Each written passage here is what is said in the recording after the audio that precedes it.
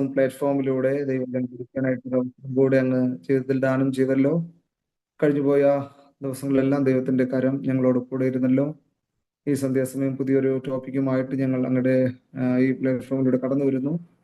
പഠിക്കുവാനായിട്ട് ആമേൻ സമയം കണ്ടെത്തി ഇവിടെ ആയിരിക്കുന്ന എല്ലാ പ്രിയപ്പെട്ടവർക്കായും പ്രാർത്ഥിക്കുന്നു. ദൈവിക ജ്ഞാനത്താൽ പ്രിയപ്പെട്ടവരുടെ നിറയ്ക്കണമെന്ന് പ്രാർത്ഥിക്കുന്നു. ഇനി ജോയിൻ ചെയ്യാനായിട്ടുള്ളവരുണ്ട്, അവർ വേഗത്തിൽ ജോയിൻ ചെയ്യുവാൻ ദൈവം സഹായിക്കണമേ, തടസ്സങ്ങളെല്ലാം മാറ്റണമെന്ന് പ്രാർത്ഥിക്കുന്നു. വിശേഷാൽ ഈ ക്ലാസ്സുകൾക്ക് നേതൃത്വം കൊടുക്കുന്ന ഗീഗോൺ തിയോളജിക്കൽ സെമിനാരിക്കായി അതിന്റെ ഡയറക്ടർ, പ്രിൻസിപ്പൽ, അഡ്മിനിസ്ട്രേറ്റർ, എല്ലാ ഓഫീസ് ബിയറേഴ്സിനായും പ്രാർത്ഥിക്കുന്നു. ഞങ്ങൾക്ക് വേണ്ടി സ്പോൺസർ ചെയ്യുന്ന, പ്രാർത്ഥിക്കുന്ന, സപ്പോർട്ട് ചെയ്യുന്ന എല്ലാവരെയും ആശ്രവദിക്കണമെന്ന് പ്രാർത്ഥിക്കുന്നു. ദൈവത്തിന്റെ തിരുകരം ഞങ്ങളോട് കൂടി ഇരിക്കണം. ആദ്യോടൊന്ന് പരിശുദ്ധാത്മാവിന്റെ സാന്നിധ്യം കൃപ കൂടിയിരിക്കണം. പ്രാർത്ഥനയാചന കേട്ട കൃപകൾക്കായി ദൈവത്തെ സ്തുതിക്കുന്നു, യേശുവിൻ നാമത്തിൽ തന്നെ. ആമേൻ. ആമേൻ. ദൈവത്തിന്റെ അതിശ്രേഷ്ഠമായ നാമം ഈ സന്ധ്യാസമയം വാഴ്ത്തപ്പെടുമാറാകട്ടെ. കൗൺസിലിംഗ് ക്ലാസ്സിനായിട്ട് ജോയിൻ ചെയ്തിരിക്കുന്ന എല്ലാ ദേവദാസിദാസന്മാർക്കും വേഗം വരുന്നവനായ യേശുക്രിസ്തുവിന്റെ നാമത്തിൽ എൻ്റെ സ്നേഹവന്ദനത്തെ അറിയിക്കുന്നു. ഇതിലിരിക്കുന്ന ഏറെക്കുറേവർക്കും എന്നെ പരിചയമുണ്ടെന്ന് വിശ്വസിക്കുന്നു. ഓക്കെ, എങ്കിലും ചില പുതുമുഖങ്ങളൊക്കെ കാണാനായിട്ട് കഴിയുന്നു. കഴിഞ്ഞ വർഷത്തിലെ ക്രൈസിസ് കൗൺസിലിംഗ് എന്ന വിഷയത്തെ ആസ്പദമാക്കിയായിട്ടാണ് പഠിച്ചത്. ഇപ്പോൾ ഒരു പുതിയ ബാച്ചാണ് കൗൺസിലിംഗിന്റെ. എനിക്കൊന്ന് ഒരു കോഴ്സ് കഴിഞ്ഞെന്ന് തോന്നുന്നു അല്ലേ? കൗൺസിലിംഗിന്റെ ഒരു സെഷൻ കഴിഞ്ഞു അല്ലേ? അപ്പോൾ അടുത്തൊരു ടോപ്പിക് ാണ് നമ്മൾ ഇന്ന് മുതൽ പഠിക്കാനായിട്ട് പോകുന്നത്. അപ്പോൾ ചില പുതുമുഖങ്ങളുണ്ട്, അതുകൊണ്ട് എന്നെ തന്നെ ഒരു പ്രാവശ്യം കൂടെ ഒന്ന് പരിചയപ്പെടുത്താം. എന്നെ കാണാൻ പറ്റുന്നുണ്ടോ? ഓക്കെ. എൻ്റെ പേര് മോസസ് എന്നാണ്. എൻ്റെ സ്വദേശം ട്രിവാൻഡ്രത്ത് തന്നെയാണ്, ട്രിവാൻഡ്രം. ഓക്കെ, ഞാൻ എൻ്റെ വേദപഠനത്തിന് ശേഷം 2016 മുതൽ ടീച്ചിങ് മിനിസ്ട്രിയിലായിരിക്കുന്നു. കഴിഞ്ഞ 10 വർഷത്തോളം കൊല്ലത്തുള്ള ന്യൂ ലൈഫ് ബിബ്ലിക്കൽ സെമിനാരിയിലെ അധ്യാപകനും അതുപോലെ തന്നെ കൗൺസിലറും അവിടുത്തെ കൗൺസിലിങ്ങിന്റെ കോർഡിനേറ്ററുമായിട്ട് സേവനം അനുഷ്ഠിക്കാനായിട്ട് ദൈവം സഹായിച്ചു. കഴിഞ്ഞ വർഷത്താണ് എനിക്ക് ഗീഗോൺ തിയോളജിയുമായിട്ട് ബന്ധപ്പെടുവാനും ഒരുമിച്ച് ഈ സെമിനാരിയിൽ ജോയിൻ ചെയ്യാനായിട്ട് ദൈവം കൃപ ചെയ്തത്. ഓക്കെ, ഇപ്പോൾ മലയാളം മീഡിയത്തിലും ക്രിസ്ത്യൻ എഡ്യൂക്കേഷൻ എന്ന സബ്ജക്റ്റ് പഠിപ്പിക്കുന്നു. അപ്പോൾ തന്നെ ഈ ബാച്ചിലും ക്രൈസിസ് കൗൺസിലിംഗ് എന്ന സബ്ജക്റ്റ് ആയിട്ട് കടന്നു വരുവാനായിട്ട് ദൈവം സഹായിച്ചു. ഞാൻ വിവാഹിതനാണ്. എൻ്റെ വൈഫിന്റെ പേര് സീന. ഞങ്ങൾക്ക് ദൈവം ഒരു ദാനമായിട്ടൊരു പൈതലിനെ തന്നിട്ടുണ്ട്. ഇവാൻ മോസസ് എന്നാണ് പേര്. 4ാം ക്ലാസ്സിൽ പഠിക്കുന്നു. 9 വയസ്സുണ്ട്. ടീച്ചിങ് മിനിസ്റ്ററോടൊപ്പം സഭാ ശുശ്രൂഷകനുമാണ്. ഷാരോൺ ഫെലോഷിപ്പ് സഭയുടെ ശുശ്രൂഷകനുമാണ്. ഇങ്ങനെ ദൈവം ഉപയോഗിക്കുന്ന രീതിയിൽ കർത്താവിന് വേണ്ടി പ്രയോജനപ്പെട്ടുകൊണ്ടിരിക്കുകയാണ്. ഓക്കെ, ഇന്നത്തെ ആദ്യത്തെ ക്ലാസ് ആയതുകൊണ്ടൊന്ന് എല്ലാവരും ഒന്ന് പേരും നിങ്ങളുടെ സ്ഥലമൊക്കെ ഒന്ന് പറയുകയാണെങ്കിൽ നല്ലതായിരുന്നു. നമുക്ക് ഇനി 4-5 ആഴ്ച ഒരുമിച്ച് ചൊവ്വാഴ്ച പഠിക്കും നമ്മൾ ഒരുമിച്ച്. അപ്പോൾ ചിലരൊക്കെ പല കോഴ്സിലൊക്കെ പഠിച്ചിട്ടുള്ളവരാണ് എങ്കിലും ഓരോരുത്തരും നിങ്ങളുടെ പേര് പറയും, നിങ്ങളുടെ സ്ഥലം. ഓക്കെ, ശുശ്രൂഷയാണെങ്കിൽ ശുശ്രൂഷ, അല്ലെങ്കിൽ എന്തെങ്കിലും ജോലിയോ ചെയ്യുന്നെങ്കിൽ അത് എന്താണ് ചെയ്യുന്നതെന്നുള്ളത് കൂടെ പറഞ്ഞു കഴിഞ്ഞാൽ നമുക്കൊന്ന് സ്വയം പരിചയപ്പെടാനായിട്ട് ഇടയാകുമല്ലോ. ഓക്കെ, ഇപ്പോൾ നിങ്ങളുടെ ടൈമാണ്.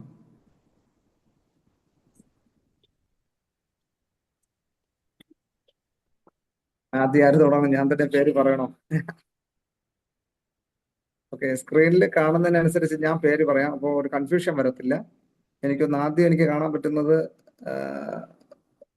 ബിജു മത്തായി. ബിജു എന്നാണോ ബൈജു എന്നാണോ? ബിജു മത്തായി തന്നെയാണ്. ഓക്കെ, ഒന്ന് പരിചയപ്പെടുത്താവോ? എൻ്റെ സ്വന്തം സ്ഥലം മാവേലിക്കരയാണ്. ഞാൻ ശുശ്രൂഷയോടനുബന്ധിച്ച് തൃശ്ശൂരായിരിക്കുന്നു, ഇരിങ്ങാലക്കുടയ്ക്ക് അടുത്താണ്. IPC സഭയിലെ ശുശ്രൂഷകനായിരിക്കുന്നു. ഈ വർഷത്തിലാണ്, ഈ പുതിയ സെമസ്റ്ററിലാണ് ഞാൻ കൗൺസിലിംഗ് കോഴ്സിനെ. Okay, thank you. മക്കളുണ്ട്. ഓക്കെ, അടുത്തതായിട്ട് എനിക്ക് കാണാൻ കഴിയുന്നത് Jigi Binu. Is it Gigi or Gigi? Okay, sorry.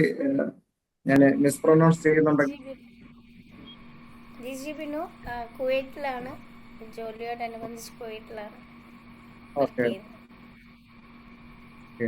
Family ആയിട്ട് നാട്ടില് എവിടെയാണ്? കോട്ടയം. അതെ, കോട്ടയം. ഫാമിലി ആയിട്ട് ഇവിടെ.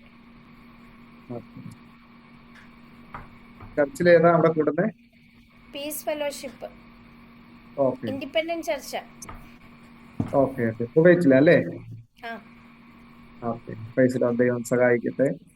അവിടെ എന്തോ ജോലി നേഴ്സാണോ മറ്റേതെങ്കിലും അല്ലല്ല, ജോലിയാണോ? ഓഫീസിലാണ് വർക്ക് ചെയ്യുന്നത്. അഡ്മിനിസ്ട്രേറ്റർ ഓക്കെ ആയിട്ട് വർക്ക് ചെയ്യുക. ഓക്കെ. God bless you. എങ്കിലും തിരക്കുകളുടെ നടുവിൽ വചനം പഠിക്കാനായിട്ട് അവസരം കണ്ടെത്തുന്നുണ്ട്. ദൈവം സഹായിക്കട്ടെ. Praise okay. അടുത്ത എനിക്ക് കാണാൻ കഴിയുന്നത് പാസ്റ്റർ ജോൺ VP ആണ്. ഞങ്ങൾക്ക് നേരത്തെ പരിചയമുണ്ട്, നമ്മൾ ഫേസ് ടു ഫേസ് കണ്ടിട്ടുണ്ട്. പ്രിയ ദേവദാസിനെ ദൈവം ധാരാളം അനുഗ്രഹിക്കട്ടെ. ഈ പ്രാവശ്യം അമ്മമ്മ ഇല്ലയോ പഠിക്കാൻ? ഉണ്ട് സാറേ. ഉണ്ടോ? അടുത്തുണ്ടോ? Okay okay. Okay, no problem. Okay. ദൈവം ധാരാളമായിട്ട് അനുഗ്രഹിക്കട്ടെ. ദേവദാസിനെ ദൈവം സഹായിക്കട്ടെ. അടുത്ത ജോളി വർഗീസ് ആണ് എനിക്ക് കാണാൻ പറ്റുന്നത്. അമ്മമ്മയെ പരിചയപ്പെടുത്താവോ? ജോളി വർഗീസ്, എന്റെ വീട് കോഴഞ്ചേരിയില്. ഓക്കെ ഹൗസ് വൈഫാണ്. ആദ്യമായിട്ടാണ് എന്റെ കോഴ്സിന് ചേരുന്നത്. ഓക്കെ. Praise the lord. ദൈവം സഹായിക്കട്ടെ. IPC ചർച്ചിലാണ്, Kozhencherry. Kozhencherry. Okay okay. Praise the lord. ദൈവം സഹായിക്കട്ടെ. അടുത്തെനിക്ക് കാണാൻ കഴിയുന്നത് ലിസി മോൾ ജോൺസൺ അമ്മമ്മയാണ്. ഓക്കെ. Praise the lord. അതെ അതെ, ഞാൻ ലിസി. എന്റെ സ്വദേശം കോട്ടയം പാമ്പാടിയാ. ഇപ്പം ബോംബെയില. ഞങ്ങളായിട്ട് ഇവിടെ ബോംബെയില ജോലി ഓക്കെ ചെയ്യുന്നുണ്ടായിരുന്നു, ഇപ്പൊ ചെയ്യുന്നില്ല. മോനുണ്ട് കൂടെ. Okay okay. Praise the lord. ദൈവം നന്നായിട്ട് അനുഗ്രഹിക്കട്ടെ. ഓക്കെ. അടുത്ത് എനിക്ക് കാണാൻ കഴിയുന്നത് സൂസൻ ബിജു. ഓക്കെ. പ്രിയ ആന്റി നമ്മുടെ എനിക്കൊന്ന് മലയാളം കോഴ്സിൽ പഠിക്കുന്നുണ്ട് അല്ലേ? അതെ അതെ. ഞാന് നാട്ടില് തിരുവല്ല നെരണത്ത് IPC ചർച്ച്, ഇപ്പം കുവൈറ്റില് നഴ്സായിട്ട് വർക്ക് ചെയ്യുന്നു. ഓക്കെ. ദൈവം ധാരാളമായിട്ട് അനുഗ്രഹിക്കട്ടെ. അടുത്തതായിട്ട് ബിറ്റി ബാവച്ചാൻ, കേൾക്കുന്നുണ്ടോ?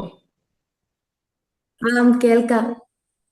ഓക്കെ എന്റെ ബാവച്ചൻ, ഞാൻ മുണ്ടക്കയത്താണ്. ഓക്കെ ഞാൻ ഒരു +2 സ്റ്റുഡന്റാ. ഓക്കെ. ഏത് ചർച്ചിലാ പോകുന്നേ? TPM. Okay okay. ദൈവം ധാരാളമായിട്ട് അനുഗ്രഹിക്കട്ടെ. ഓക്കെ. അടുത്ത് എനിക്ക് കാണാൻ കഴിയുന്നത് ജോബ്സൺ K മനോജ്. ഓക്കെ. എനിക്ക് തോന്നുന്നു നേരത്തെ നമ്മുടെ BTHന് പഠിച്ചിട്ടുണ്ടെന്ന് തോന്നുന്നു അല്ലേ? ജോബ്സൺ തിരക്കില്ലെങ്കിൽ ഒന്ന് പരിചയം. ഓക്കെ. Praise the lord. സുഖായിരിക്കുന്നോ? മൈക്ക് മ്യൂട്ടാ അൺമ്യൂട്ട് ചെയ്യാമോ? Okay okay. ജോബ്സൺ. ഓക്കെ. ദൈവം സഹായിക്കട്ടെ. എവിടെയാണോ? ഇപ്പൊ എന്റെ ജോൺസണാണോ? പഠിത്തമെല്ലാം കഴിഞ്ഞ് ഞാനിപ്പോ ആ. അല്ലല്ല, ഞാനിപ്പോ പഠിത്തം കഴിഞ്ഞുള്ളൂ. ഇപ്പൊ ഞാനൊരു ട്രെയിനിങ്ങിന് കേറി ഒരാഴ്ച കഴിഞ്ഞു. Okay okay. ചേട്ടനാ ജോലിയിലായിരുന്നു അല്ലേ? ഓക്കെ ചേട്ടൻ ഓക്കെ ഓക്കെ. എനിക്കൊന്ന് ഓക്കെ. ജോബ്സന്റെ മമ്മി കഴിഞ്ഞ പ്രാവശ്യം കൗൺസിലിംഗ് കഴിഞ്ഞതാന്ന് തോന്നുന്നു അല്ലേ? കൗൺസിലിംഗിന്റെ അതെ. ഓക്കെ. അടുത്ത സുരേഷ് കുമാർ, മഹാരാഷ്ട്ര. സുരേഷ് കുമാർ. യെസ്. മുമ്പേ താനയ്ക്കടുത്ത് കോപ്പർകരണ സഭയെ ശുശ്രൂഷനായിരിക്കുന്നു. സ്ഥലം ഇടുക്കി കട്ടപ്പനയാണ്. അവിടെ നിന്ന് മുമ്പിൽ വന്ന് 2 വർഷം ആകുന്നേ ഉള്ളൂ. IPC ആണോ? IPC okay IPC greater Mumbai central. Okay okay. ദൈവം സഹായിക്കട്ടെ. ഓക്കെ. അടുത്ത ജോളി മാത്യു. കേൾക്കുന്നുണ്ടോ? ഓക്കെ.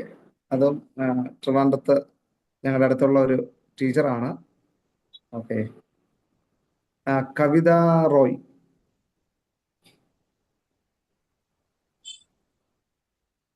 ട്രിവാൻഡ്രത്താണ്. ട്രിവാൻഡ്രത്താണോ?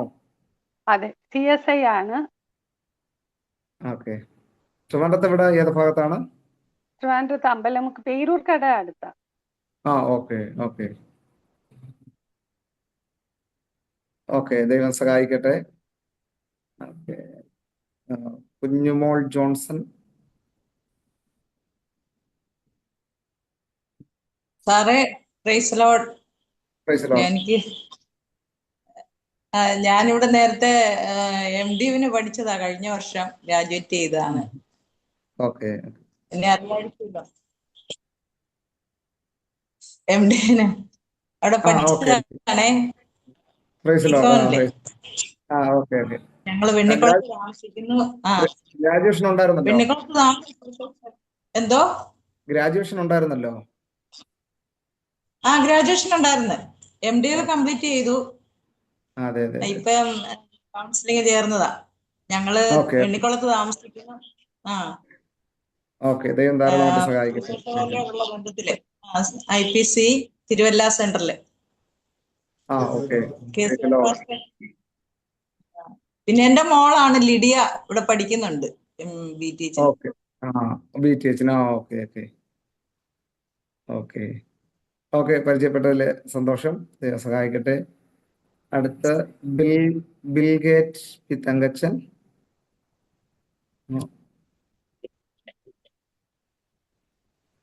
കേൾക്കുന്നുണ്ടോ?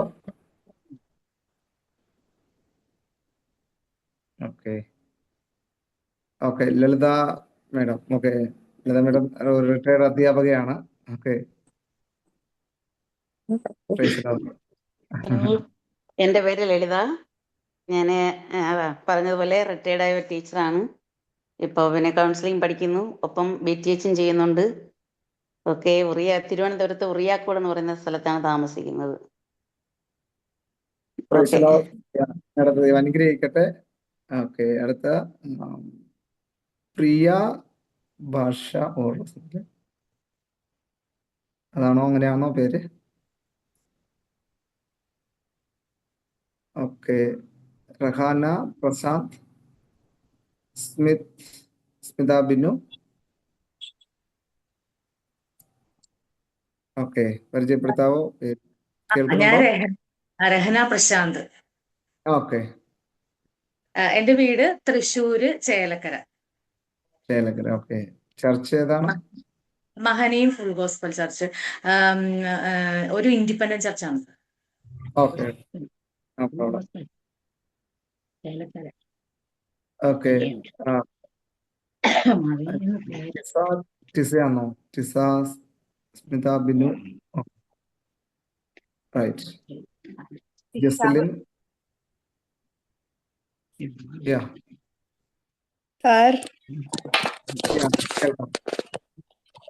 എന്റെ പേര് ജസ്ലിൻ. ഞാൻ തൃശ്ശൂര് ഇരിഞ്ഞാലക്കുട. ജോബ്സന്റെ അനീതിയാ. Okay. Praise the lord. Okay. God bless you. ദൈവം സഹായിക്കട്ടെ. ഓക്കെ. ഇനി ഏറെക്കുറെ പരിചയപ്പെട്ട് കഴിഞ്ഞു. എല്ലാവരും ദൈവം സഹായിക്കട്ടെ. നമുക്ക് ഒരുമിച്ച് ഇപ്രകാരം ഒരു പ്ലാറ്റ്ഫോമിൽ ഒരുമിച്ച് കൂടുവാൻ ദൈവം കൃപ ചെയ്തല്ലോ. നമ്മൾ തുടർന്നുള്ള ചില ആഴ്ചകളിൽ പഠിക്കാനായിട്ട് പോകുന്നത് ക്രൈസിസ് കൗൺസിലിംഗ് എന്ന വിഷയത്തെ കുറിച്ചാണ്. Crisis counselling. അപ്പോ കഴിഞ്ഞ ക്ലാസ്സിൽ നിങ്ങൾ കൗൺസിലിങ്ങിനെ കുറിച്ചുള്ള മറ്റൊരു കോഴ്സ് റിയാലിറ്റി സാറ് നിങ്ങളെ പഠിപ്പിച്ചു. കുറച്ചൊരു കൗൺസിലിങ്ങിന്റെ ഒരു ബേസിക് നിങ്ങൾക്ക് ലഭിച്ചു എന്ന് ഞാൻ വിശ്വസിക്കുന്നു. അപ്പോ ഇന്ന് പഠിക്കാനായിട്ട് പോകുന്നത് ക്രൈസിസ് കൗൺസിലിംഗ് എന്ന വിഷയത്തെ കുറിച്ചാണ്. നമ്മൾ വിഷയത്തിൽ തുടങ്ങുന്നതിന് മുമ്പ് തന്നെ എന്താണ് കൗൺസിലിംഗ് എന്നത് നമുക്ക് ഒന്ന് മനസ്സിലാക്കാം. കൗൺസിലിങ്ങിനെ കുറിച്ച് ഇത് രണ്ടാമത്തെ ക്ലാസ് ആണെങ്കിലും രണ്ടാമത്തെ കോഴ്സ് ആണെങ്കിലും എനിക്ക് തോന്നുന്നു എല്ലാവർക്കും ഒരു ബേസിക് നോളജ് കൗൺസിലിങ്ങിനെ കുറിച്ചുണ്ടല്ലേ. അപ്പോൾ എന്താണ് കൗൺസിലിംഗ് എന്നത് നമ്മൾ മനസ്സിലാക്കുമ്പോൾ നിങ്ങൾക്ക് നിങ്ങളുടേതായ അഭിപ്രായങ്ങൾ പറയാനായിട്ട് അവസരങ്ങളുണ്ട്. കൗൺസിലിംഗ് എന്ന് കേൾക്കുമ്പോൾ പെട്ടെന്ന് വരുന്ന, അല്ലെങ്കിൽ നിങ്ങൾ പഠിച്ചതിന് ആസ്പദമാക്കി നിങ്ങൾക്ക് പറയാം. അല്ലെന്നുണ്ടെങ്കിൽ പ്രാരംഭമായിട്ട് കൗൺസിലിംഗ് അല്ലെങ്കിൽ കൗൺസിലിംഗ് പഠിക്കാനായിട്ട് പ്രേരണ ഉണ്ടായ കാര്യം പറയാനായിട്ടൊരു അവസരമുണ്ട്. എന്താണ് കൗൺസിലിംഗ്, അല്ലെങ്കിൽ കൗൺസിലിംഗ് ആർക്കാണ് വേണ്ടിയത്? പറയാവോ? ആർക്കെങ്കിലും പറയാവോ?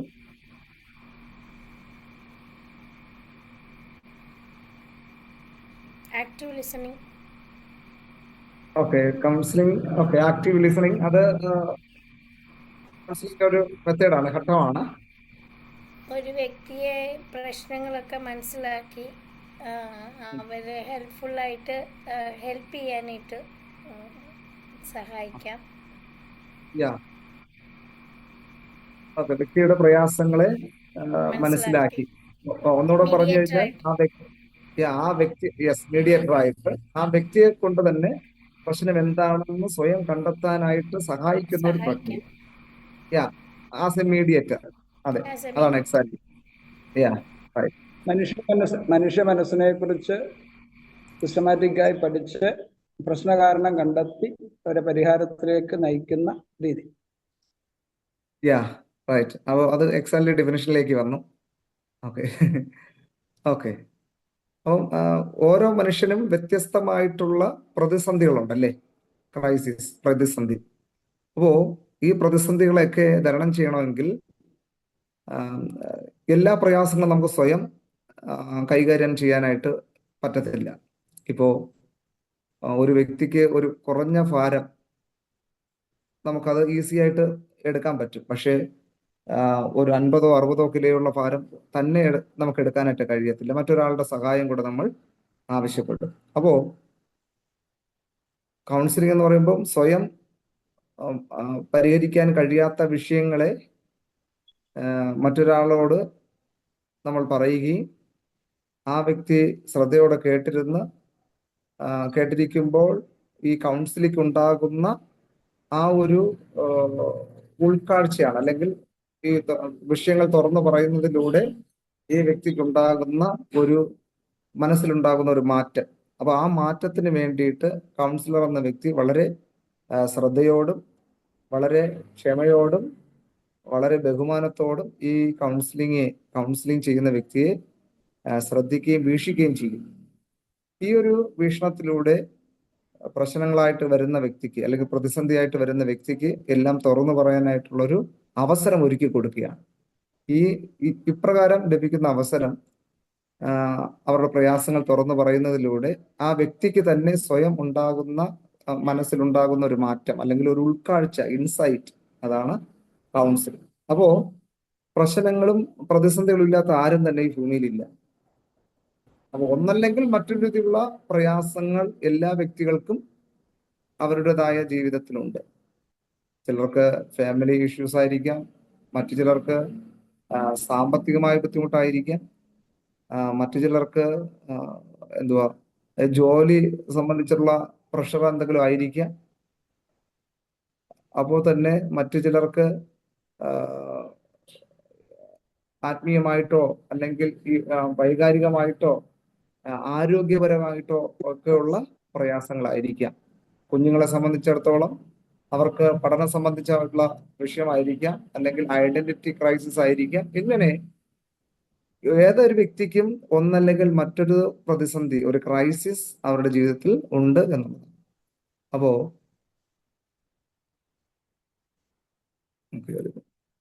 കൗൺസിലിംഗ് എന്നത് വ്യക്തികൾ അവരുടെ ജീവിതത്തിലെ പ്രശ്നങ്ങൾ, മാനസിക സംഘർഷങ്ങൾ, വികാരപരമായ ബുദ്ധിമുട്ടുകൾ, തീരുമാനങ്ങൾ എന്നിവയെ നേരിടുന്നതിനും പരിഹരിക്കുന്നതിനും പരിശീലനം ലഭിച്ച ഒരു കൗൺസിലറുടെ സഹായത്തോടെ നടത്തുന്ന ഒരു മാർഗനിർദ്ദേശമാണ്. അപ്പോ counselling is a process helping a normal person who is unhappy or anxious. സുഖത്തിലും സന്തോഷത്തിലും ഇരിക്കുന്ന ഒരു വ്യക്തി അസാധാരണമായിട്ട് അവരുടെ ജീവിതത്തിൽ ഉണ്ടാകുന്ന പ്രതിസന്ധിയെ തരണം ചെയ്യാനായിട്ട് അവരെ സഹായിക്കുന്ന ഒരു പ്രക്രിയയാണ് കൗൺസിലിംഗ് എന്ന് പറയുന്നത്. ഓക്കെ, അപ്പോ നമ്മൾ ഒന്നാമത്തെ കാര്യം, പ്രയാസങ്ങളും പ്രതിസന്ധികളും ഇല്ലാത്ത ഒരു വ്യക്തിയും ഭൂമിയിലില്ല എന്നുള്ളത് ചിന്തിക്കണം, മനസ്സിലാക്കണം. അപ്പോൾ ചിലരെ സംബന്ധിച്ച് പറയും, എൻ്റെ ജീവിതത്തിൽ മാത്രമാണ് ഇത്രയും പ്രശ്നങ്ങളുള്ളത്, എന്ന് പറഞ്ഞിട്ട് മറ്റുള്ളവരുടെ ജീവിതമായിട്ട് നമ്മൾ താരതമ്യം ചെയ്യാനായിട്ട് ശ്രമിക്കും, കമ്പയർ ചെയ്യാനായിട്ട് ശ്രമിക്കും. പക്ഷേ നമ്മൾ മനസ്സിലാക്കുക, ഒരു വ്യക്തി തന്റെ പ്രശ്നങ്ങൾ മനസ്സിലാക്കാനും സ്വയം തിരിച്ചറിയാനും ശരിയായ തീരുമാനം എടുക്കാനും സഹായിക്കുന്ന ഒരു പ്രക്രിയയാണ് കൗൺസിലിംഗ് അല്ലെങ്കിൽ ഉപബോധനം. അപ്പൊ ഈ ഒരു സെന്റൻസ് നിങ്ങൾ മനസ്സിലാക്കണം. ഒരു വ്യക്തിക്ക് അവരുടേതായ പ്രശ്നങ്ങൾ മനസ്സിലാക്കാനും സ്വയം തിരിച്ചറിയാനും ആ തിരിച്ചറിവിലൂടെ ശരിയായ തീരുമാനങ്ങൾ എടുക്കാനും വ്യക്തിയെ സഹായിക്കുന്ന ഒരു പ്രക്രിയയാണ് കൗൺസിലിംഗ്, അല്ലെങ്കിൽ അതിന്റെ മലയാളം ഉപബോധനം എന്നത്. ഓക്കെ, നമുക്ക് കൗൺസിലിംഗ് എന്ന് പറയുമ്പോൾ അത് ഇച്ചിരി എളുപ്പമാണ്. അപ്പോൾ അത് മനസ്സിലായ ഒരു ചെറിയ ഡെഫിനേഷൻ കൗൺസിലിങ്ങിനെ കുറിച്ച് പഠിക്കുമ്പോൾ, ഒരു വ്യക്തിക്ക് തന്റെ പ്രശ്നങ്ങൾ മനസ്സിലാക്കാനും സ്വയം തിരിച്ചറിയാനും ശരിയായ തീരുമാനങ്ങൾ എടുക്കാനും വ്യക്തിയെ സഹായിക്കുന്ന പ്രക്രിയ. അപ്പോ കൗൺസിലിങ്ങിന് വ്യത്യസ്തമായിട്ടുള്ള ലക്ഷ്യങ്ങൾ നമുക്ക് കാണാനായിട്ട് കഴിയുന്നു. അപ്പോ ഈ കൗൺസിലിങ്ങിലൂടെ ഒരു വ്യക്തിയുടെ പ്രശ്നങ്ങൾ മനസ്സിലാക്കാൻ വ്യക്തിയെ സഹായിക്കുന്നു. അപ്പോ ചിലരൊക്കെ ചിന്തിച്ചിട്ടുള്ള ഒരു കാര്യമുണ്ട്, കൗൺസിലിംഗ് എന്ന് പറയുമ്പോൾ നമുക്ക് റെഡിമെയ്ഡ് ആയിട്ട് പരിഹാരം ലഭിക്കുന്ന, അല്ലെങ്കിൽ ഒരു കൗൺസിലർ നമ്മൾ അഭിമുഖീകരിക്കുന്ന പ്രതിസന്ധികൾക്ക് പരിഹാരം നൽകി തരും എന്നുള്ളതാണ്. പക്ഷെ യഥാർത്ഥമായിട്ട് കൗൺസിലിംഗ് നമ്മൾ നമ്മുടേതായിട്ടുള്ള പ്രയാസങ്ങൾ ഒരു വ്യക്തിയോട്, അല്ലെങ്കിൽ നമുക്ക് ട്രസ്റ്റ് വർത്തി എന്ന് തോന്നുന്ന, അല്ലെങ്കിൽ വിശ്വാസം എന്ന് തോന്നുന്ന ഒരു വ്യക്തിയോട് തുറന്നു പറയുമ്പോൾ നമുക്കുണ്ടാകുന്ന, അല്ലെങ്കിൽ നമ്മുടെ മനസ്സിലുണ്ടാകുന്ന ഒരു ഉൾക്കാഴ്ചയാണ്, ഒരു ഇൻസൈറ്റ് ആണ്. അതാണ് കൗൺസിലിങ്ങിലൂടെ ഉണ്ടാകുന്ന ഒരു ഹീലിംഗ് എന്ന് പറയുന്നത്. അപ്പോ counselling is A healing relationship എന്നാണ്, തെറാപ്യൂട്ടിക് റിലേഷൻഷിപ്പ് എന്നാണ് പറയുന്നത്. ഇതൊരു സൗഖ്യത്തിന്റെ ബന്ധമാണ്. ആ സൗഖ്യം ലഭിക്കുന്നത് ഒരു പ്രത്യേക മെഡിസിൻ എടുത്തിട്ടോ അല്ലെങ്കിൽ അതല്ല, നമ്മൾ നമ്മുടെ പ്രയാസങ്ങളെ തുറന്നു പറയാനായിട്ട് ശ്രമിക്കുമ്പോൾ നമ്മിലൂടെ ഉണ്ടാകുന്ന ഒരു ഹീലിംഗ് ആണ് തെറാപ്യൂട്ടിക് ഹീലിംഗ്. അത് അപ്പോ ഒരു കൗൺസിലറുടെ റോൾ എന്ന് പറയുന്നത്, പ്രിയ മേഡം പറഞ്ഞതുപോലെ, ആസ് എ മീഡിയേറ്റർ, ആ വ്യക്തി കൗൺസിലർ തമ്മിൽ അതിനൊരു മീഡിയേറ്റർ, ആ വ്യക്തി പറയുന്ന പ്രയാസങ്ങൾക്കൊരു മീഡിയേറ്ററായി നിൽക്കുക എന്നുള്ളതാണ്. അതിന് പല ഘട്ടങ്ങളുണ്ട്. അത് നമ്മളിനി തുറന്ന് പഠിക്കും.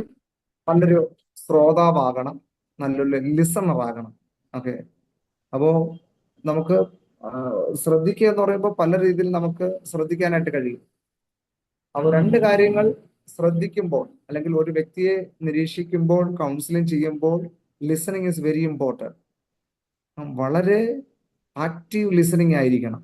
അപ്പോൾ നമ്മൾ രണ്ട് കാര്യങ്ങൾ ശ്രദ്ധിക്കണം. ഒന്ന്, വെർബൽ കമ്മ്യൂണിക്കേഷൻ നമ്മൾ നിരീക്ഷിക്കണം. രണ്ട്, നോൺ വെർബൽ കമ്മ്യൂണിക്കേഷൻ. നമ്മുടെ സംസാര വാക്കാലുള്ള ഭാഷയും ആംഗ്യ ഭാഷയും അതുപോലെ തന്നെ വാക്കാലുള്ള ഭാഷയും നമ്മൾ ശ്രദ്ധിക്കണം. അപ്പോൾ വാക്കിലൂടെ പറയുന്ന കാര്യങ്ങൾ തന്നെ അപ്പോൾ തന്നെ കൈകാലുകൾ, വിരലുകൾ, കണ്ണുകൾ, ഫേഷ്യൽ എക്സ്പ്രഷൻസ് ഒക്കെ അത് റിവീൽ ചെയ്യാൻ പറ്റും. അതിലൂടെ നമുക്ക് ഒരു പരിധി വരെ മനസ്സിലാക്കാൻ പറ്റും ഈ വ്യക്തി പറയുന്നത് ജെന്യൂൻ ആണോ അല്ലെങ്കിൽ കളവ് പറയുകയാണോ എന്നുള്ളത് നമുക്ക് മനസ്സിലാക്കാനായിട്ട് കഴിയും. ഓക്കെ, എന്നോടാണോ ആരെങ്കിലും എന്തെങ്കിലും ചോദിക്കുന്നതാണോ? Okay, right.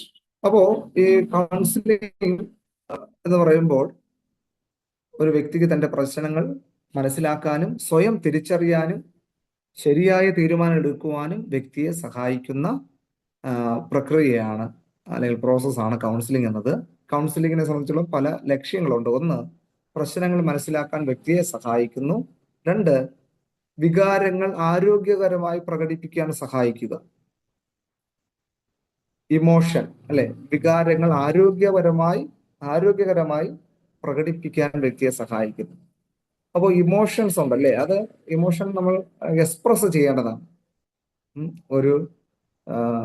ഒരു വ്യക്തി നല്ലൊരു കാര്യം ചെയ്യുമ്പോൾ ആ വ്യക്തി അഭിനന്ദിക്കുക, അല്ലെ, അത് മനസ്സിലിട്ടുകൊണ്ടിരിക്കുകയല്ല ചെയ്യേണ്ടത്, അവരെ അഭിനന്ദിക്കുക. അപ്പോൾ തന്നെ ഒരു അഭിനന്ദിക്കുന്ന ഒരു വ്യക്തിക്ക് മാത്രമേ ആ വ്യക്തിയെ ഉപദേശിക്കാൻ കഴിയുള്ളൂ. അഡ്വൈസ് ആരും ഇഷ്ടപ്പെടുന്നില്ല, അല്ലെ. നമ്മൾ ആരും ഇഷ്ടപ്പെടാത്ത ഒരു കാര്യമാണ് അഡ്വൈസ്, ഉപദേശം. പക്ഷേ നമ്മളൊരു കാര്യം ഏതൊരു കാര്യം ചെയ്താലും അതിന് കുറ്റം കണ്ടുപിടിക്കുകയും അഡ്വൈസ് തരികയും ചെയ്യുന്ന വ്യക്തിയെ നമ്മൾ സ്വയം ഒഴിഞ്ഞു മാറാനായിട്ട് ശ്രമിക്കും. പക്ഷേ നമ്മൾ ചെയ്യുന്ന കാര്യങ്ങളെ നമ്മൾ അഭിനന്ദിക്കുന്നവരെ നമുക്ക് പ്രത്യേക ഒരു താല്പര്യമാണ്, അല്ലേ? അപ്പോൾ നമ്മൾ ഒന്ന് അഭിനന്ദിക്കുക, ചെയ്യുന്ന കാര്യങ്ങൾ ശരിയാണെങ്കിലും തെറ്റാണെങ്കിലും അഭിനന്ദിക്കുക. അഭിനന്ദിച്ച ശേഷം നമുക്ക് ഇന്ന കാര്യം ഇന്ന രീതിയിൽ ചെയ്തിരുന്നെങ്കിൽ ഇച്ചിരി കൂടെ ബെറ്റർ ആയേനെ എന്ന് പറയുമ്പോൾ ആ വ്യക്തി എന്ത് ചെയ്യും? തീർച്ചയായിട്ടും അംഗീകരിക്കുകയും ചിന്തിക്കുകയും ചെയ്യും. ഓക്കെ, ആ ശരിയാണെന്ന് പറഞ്ഞിട്ട് ആ മാറ്റത്തിന് ഇത് ചെയ്യും. ഇത് ഒന്ന് അഭിനന്ദിക്കാതെ അപ്രിഷ്യേറ്റ് ചെയ്യാതെ തെറ്റ് കണ്ടുപിടിക്കാൻ പോയി കഴിഞ്ഞാൽ എനിക്ക് ഇങ്ങനെയൊക്കെ പറ്റുമെന്ന് മനസ്സിലെങ്കിലും പറയും, അല്ലേ? ഓക്കെ. അപ്പോ കൗൺസിലിങ്ങിന്റെ ലക്ഷ്യം എന്ന് പറയുന്നത് വികാരങ്ങൾ ആരോഗ്യകരമായി പ്രകടിപ്പിക്കാൻ വ്യക്തിയെ സഹായിക്കുക. അപ്പോ നമ്മുടെ നാട്ടിലൊക്കെ, അല്ലെ, ഈ ആൺകുഞ്ഞുങ്ങൾ, ആൺപിള്ളേർ കരയാൻ പാടില്ല എന്നൊക്കെയുള്ള അത് എന്താണെന്ന് എനിക്ക് ഇപ്പൊ ഇതുവരെ അറിയത്തില്ല. അപ്പോൾ നമുക്കൊരു വിഷമം വന്നു കഴിഞ്ഞാൽ നമ്മൾ കരയണം, അല്ലേ? കരയുമ്പോൾ ഒത്തിരി ഇന്നർ ഹീലിംഗ് നടക്കുന്ന. അപ്പോൾ ഇമോഷൻസ് അത് പ്രകടിപ്പിക്കാനായിട്ടുള്ളതാണ്. അത് ദുഃഖമാണെങ്കിലും സന്തോഷമാണെങ്കിലും ഓക്കെ, അത് ആരോഗ്യകരമായിട്ട് പ്രകടിപ്പിക്കാനായിട്ട് ഒരു കൗൺസിലിംഗ് സഹായിക്കുന്നു. മൂന്നാമത്തെ കാര്യങ്ങൾ എന്ന് പറയുന്നത് ശരിയായ തീരുമാനങ്ങൾ എടുക്കാൻ വ്യക്തിയെ പ്രാപ്തരാക്കുന്നു. കൗൺസിലിങ്ങിന്റെ മൂന്നാമത്തെ ലക്ഷ്യം ശരിയായ തീരുമാനങ്ങൾ എടുക്കാൻ വ്യക്തിയെ പ്രാപ്തരാക്കുന്നു. അപ്പോ നമ്മൾ മനഃശാസ്ത്ര വീക്ഷണത പഠിക്കുമ്പോൾ ഒരിക്കലും നമ്മൾ സന്തോഷത്തോടെ ഇരിക്കുമ്പോൾ ഒത്തിരി പ്രോമിസ് ചെയ്യാനും പാടില്ല. വിഷമത്തിലിരിക്കുമ്പോൾ അല്ലെങ്കിൽ പ്രതിസന്ധിയിലൂടെ കടന്നു പോകുമ്പോൾ തീരുമാനങ്ങളും എടുക്കരുത്. ഇത് രണ്ടും നടക്കാൻ പോകുന്നില്ല എന്നുള്ളത്. കുഞ്ഞുങ്ങൾ വിഷമിച്ചിരിക്കുമ്പോൾ നമ്മൾ പറയും, ഓക്കെ, അമ്മമാര് കൈക്കുഞ്ഞുങ്ങളോടൊക്കെ പറയുന്നതാണ്, ഓക്കെ, മക്കളെ ഫുഡ് കഴിച്ചു കഴിഞ്ഞാൽ ഞങ്ങൾക്ക് അമ്പിളി അമ്മാവനെ പിടിച്ചു തരാമെന്നല്ലേ. കുഞ്ഞു വാ പൊളിച്ച് വേണ്ടെങ്കിലും ഫുഡ് കഴിക്കും. പക്ഷെ എന്തിനാ കഴിക്കുന്നത്? ഈ അമ്പിളി അമ്മാവനെ കിട്ടുമല്ലോ എന്നുള്ള ചിന്തയോടുകൂടെ. കുഞ്ഞ് ഫുഡ് കഴിച്ചോ, വയറ് നിറഞ്ഞു, വീണ്ടും കുഞ്ഞ് എന്തിനു വേണ്ടോ പ്രതീക്ഷിച്ചിരിക്കുന്നു. അമ്മ പറഞ്ഞ വാക്ക് മറന്ന് അമ്മ പോകുന്നു. കുഞ്ഞ് കടന്നു പറയും, അല്ലേ, എനിക്ക് മൂന്നിന് വേണം, അമ്പിളി അമ്മാവന് വേണം. അത് ഒരിക്കലും സാധ്യമായിരുന്ന ഒരു കാര്യമല്ല. അതുപോലെ തന്നെ വിഷമത്തിൽ ഇരിക്കുമ്പോൾ എടുക്കുന്ന തീരുമാനങ്ങൾ ചിലപ്പോൾ അത് ഇമ്മച്ചുവർ ആയിട്ട് മാറാറുണ്ട്. അപ്പോൾ കൗൺസിലിങ്ങില് വ്യക്തിയെ ശരിയായ തീരുമാനങ്ങൾ എടുക്കാനായിട്ട് വ്യക്തിയെ പ്രാപ്തരാക്കുന്നു. നാലാമത്തെ കൗൺസിലിങ്ങിന്റെ ലക്ഷ്യം എന്ന് പറയുന്നത് വ്യക്തിത്വവും ആത്മവിശ്വാസവും വികസിപ്പിക്കുക. വ്യക്തിത്വവും ആത്മവിശ്വാസവും വികസിപ്പിക്കുക എന്നുള്ളത്. അപ്പോ ഒരു പേഴ്സണാലിറ്റി അല്ലെങ്കിൽ വ്യക്തിത്വം എന്ന് പറയുന്നത് ബോഡി, സ്പിരിറ്റ് ആൻഡ് സോൾ, ദേഹം, ദേഹി, ആത്മാവ് എന്നീ 3 ഘടകങ്ങൾ അടങ്ങിയതാണ് പേഴ്സണാലിറ്റി, വ്യക്തിത്വം. അപ്പോ ചിലരെ സംബന്ധിച്ചിടത്തോളം ഓരോ കാര്യങ്ങൾ അവരുടെ മുന്നിൽ കടന്നു വന്നിട്ട് അവര് എന്റെ വ്യക്തിത്വം കൊള്ളത് അല്ലെങ്കിൽ സ്വയം ഞാനൊന്നിനും കൊള്ളത്തില്ല എന്നുള്ള ഒരു തോന്നൽ അവരുടെ ജീവിതത്തെ ഭരിച്ചുകൊണ്ടിരിക്കും. അപ്പോൾ ഓരോ വ്യക്തിയും വളരെ യുണീക്കാണ്, ദൈവത്തിന്റെ ദൃഷ്ടിയിൽ വളരെ വിലയേറിയവരും മാന്യരുമാണെന്നുള്ള ആ ഒരു വിശ്വാസം സ്വയം ഉണ്ടാകണം. അത്തരത്തിലുള്ള ഒരു ആത്മവിശ്വാസം വളർത്തിയെടുക്കാനായിട്ട് കൗൺസിലിങ്ങിലൂടെ സഹായമാകുന്നു എന്നുള്ളതാണ്. 5, കൗൺസിലിങ്ങിന്റെ 5ാമത്തെ ലക്ഷ്യം എന്ന് പറയുന്നത് മാനസികവും ആത്മീയവുമായ വളർച്ചയെ പ്രോത്സാഹിപ്പിക്കുക. മാനസികവും ആത്മീയവുമായ വളർച്ചയെ പ്രോത്സാഹിപ്പിക്കുന്നു എന്നുള്ളതാണ്. അപ്പോ ഞാൻ നേരത്തെ പറഞ്ഞു, കൗൺസിലിംഗ് എല്ലാ വ്യക്തികൾക്കും ആവശ്യമാണ്. സാധാരണ ജീവിതം. എക്സ്ക്യൂസ് മീ, 4ാമത്തെ ഹെഡിങ് ഒന്നുകൂടെ ഒന്ന് പറഞ്ഞേക്കണേ. പറയാം, തീർച്ചയായും. നമ്മൾ കൗൺസിലിങ്ങിന്റെ ലക്ഷ്യങ്ങൾ എന്നതാണ് പറഞ്ഞുകൊണ്ടിരിക്കുന്നത്. അതിൽ 4ാമത്തത് വ്യക്തിത്വവും ആത്മവിശ്വാസവും വികസിപ്പിക്കുക. വ്യക്തിത്വവും ആത്മവിശ്വാസവും വികസിപ്പിക്കുക. ഞാൻ ഒന്നുകൂടെ 5 പോയിന്റ് ഒന്നുകൂടെ പറയാം. 1, കൗൺസിലിങ്ങിന്റെ ലക്ഷ്യങ്ങളാണ്. അതിൽ 5 പോയിന്റ് ഉണ്ട്. 1, പ്രശ്നങ്ങൾ മനസ്സിലാക്കാൻ വ്യക്തിയെ സഹായിക്കുക. സാർ ഒരു മിനിറ്റ്.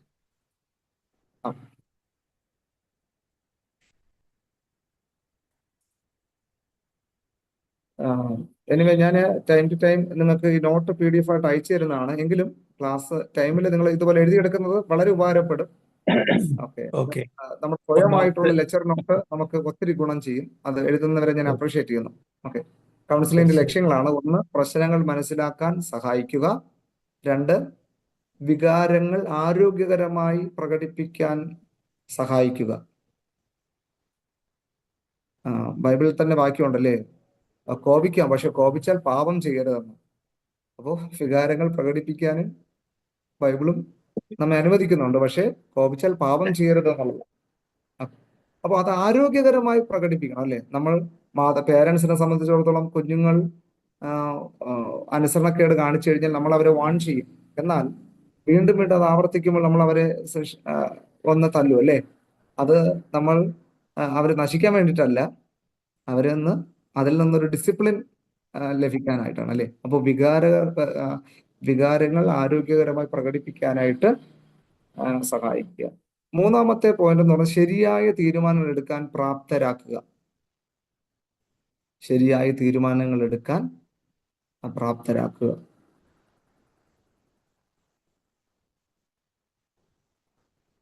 4-ാമത്തെ പോയിന്റ് ആണ് വ്യക്തിത്വവും ആത്മവിശ്വാസവും വികസിപ്പിക്കുക.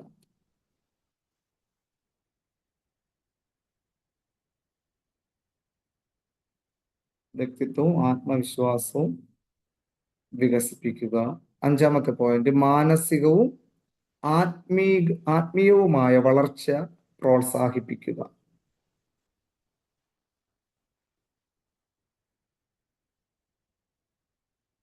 അപ്പോ ഇത്രയും മെയിൻ കാര്യങ്ങളാണ് ഒരു കൗൺസിലിങ്ങിന്റെ ലക്ഷ്യങ്ങളായിട്ട് പറയുന്നത്. അപ്പോ ആദ്യമായിട്ട് നമ്മൾ മനസ്സിലാക്കി എന്താണ് കൗൺസിലിംഗ്, അതിന്റെ ഒരു നിർവചനം നമ്മൾ മനസ്സിലാക്കി. ഒരു വ്യക്തിയെ തന്റെ പ്രശ്നങ്ങൾ മനസ്സിലാക്കാനും സ്വയം തിരിച്ചറിയാനും ശരിയായ തീരുമാനങ്ങൾ എടുക്കാൻ വ്യക്തിയെ സഹായിക്കുന്ന പ്രക്രിയയാണ് കൗൺസിലിംഗ് എന്നത്. സർ, 5-ാമത്തേത് മാനസികവും ആത്മീയവുമായ വളർച്ച പ്രോത്സാഹിപ്പിക്കുക.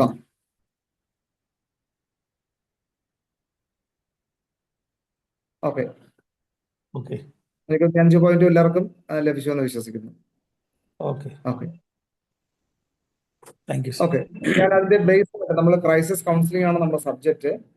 അപ്പോൾ അതിലോട്ട് കയറുന്നതിന് മുമ്പ് ഒരു ആമുഖമായിട്ട് ഞാൻ കൗൺസിലിംഗ് എന്താണെന്നും കൗൺസിലിംഗ് ലക്ഷ്യങ്ങൾ എന്താണെന്നും ഒക്കെയുള്ള ഒരു ആമുഖമായിട്ടാണ് ഞാൻ പറഞ്ഞു വരുന്നത്. ഇനി കൗൺസിലിംഗിന്റെ പ്രധാന സവിശേഷതകളുണ്ട്. അതാണ് 1-2 പേര് അത് അഭിപ്രായം പറഞ്ഞു. 1, ശ്രദ്ധയോടെ കേൾക്കൽ, ലിസണിങ്. കൗൺസിലിംഗില് ലിസണിങ് ഈസ് വെരി ഇമ്പോർട്ടൻറ്റ്. കൗൺസിലിംഗിന്റെ പ്രധാന സവിശേഷതകൾ: 1, ശ്രദ്ധയോടെ കേൾക്കൽ. 2-ാമത്തെ പോയിന്റ് എംപതി, EMPATHY, എംപതി, സഹാനുഭൂതി.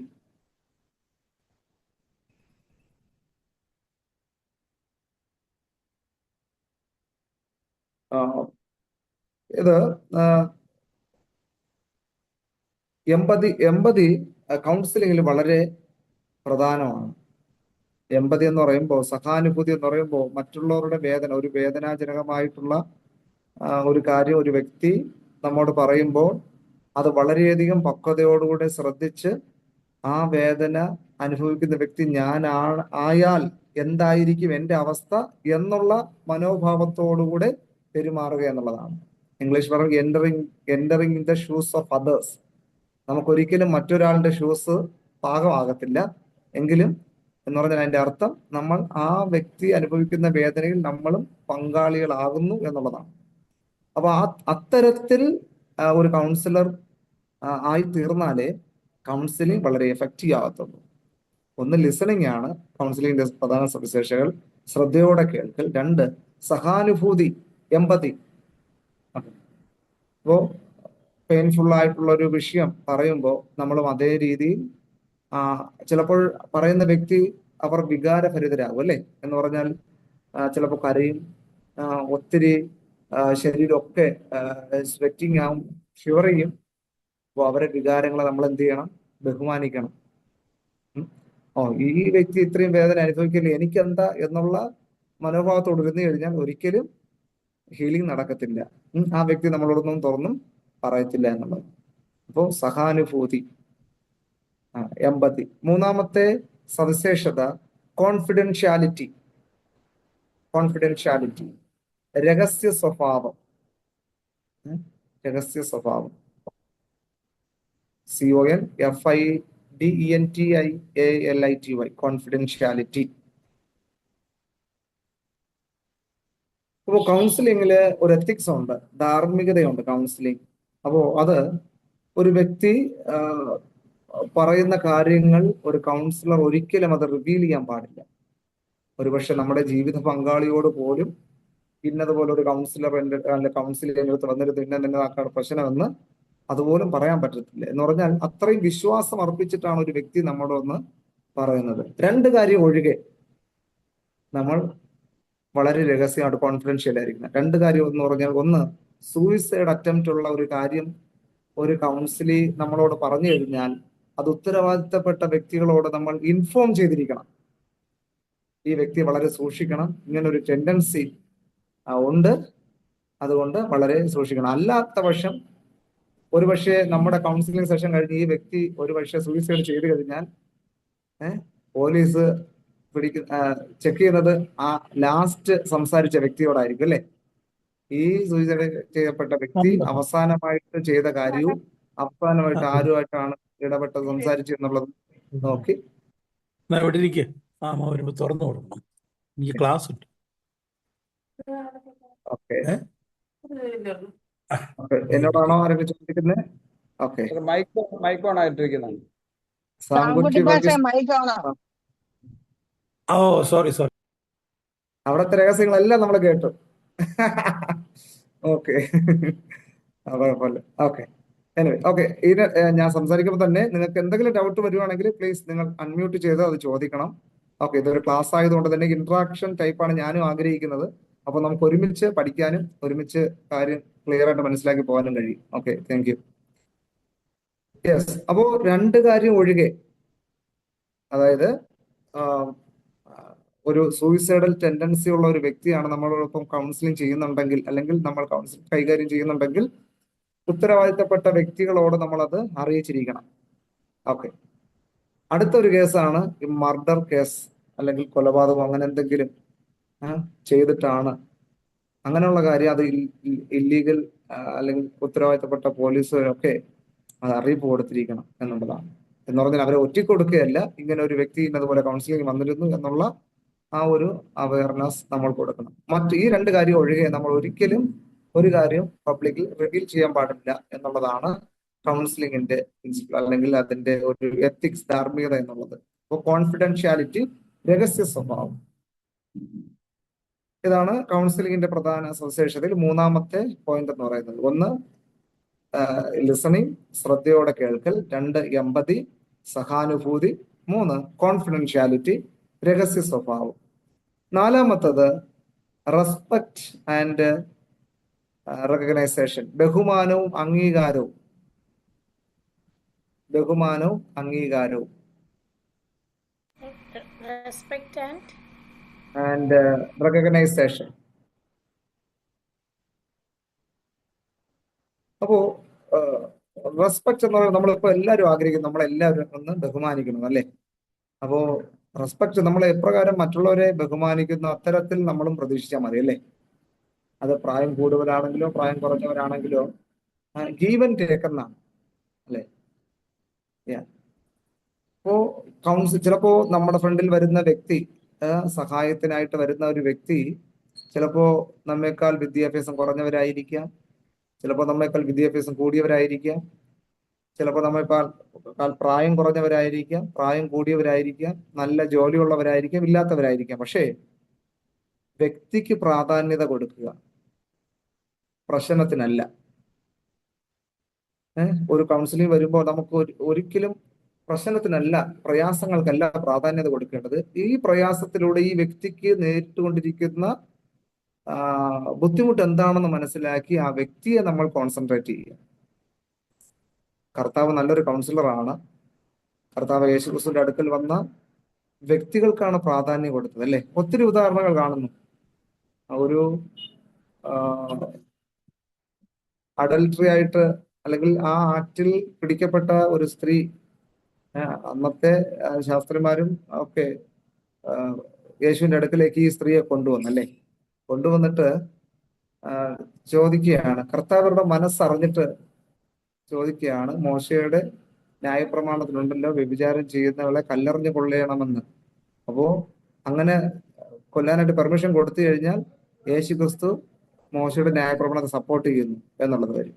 അപ്പോ യേശു ക്രിസ്തുവിനെ ട്രാപ്പിലാക്കാൻ വേണ്ടിയിട്ടാണ് ഇത്തരത്തിലൊരു സ്ത്രീ അവിടെ കൊണ്ടുവന്നത്. അപ്പോൾ കർത്താവ് എന്താ ചെയ്തത്? അവരുടെ മനോഭാവം അറിഞ്ഞിട്ട് നിലത്ത് ഇരുന്ന് എഴുതാനായിട്ടിടയാണ്.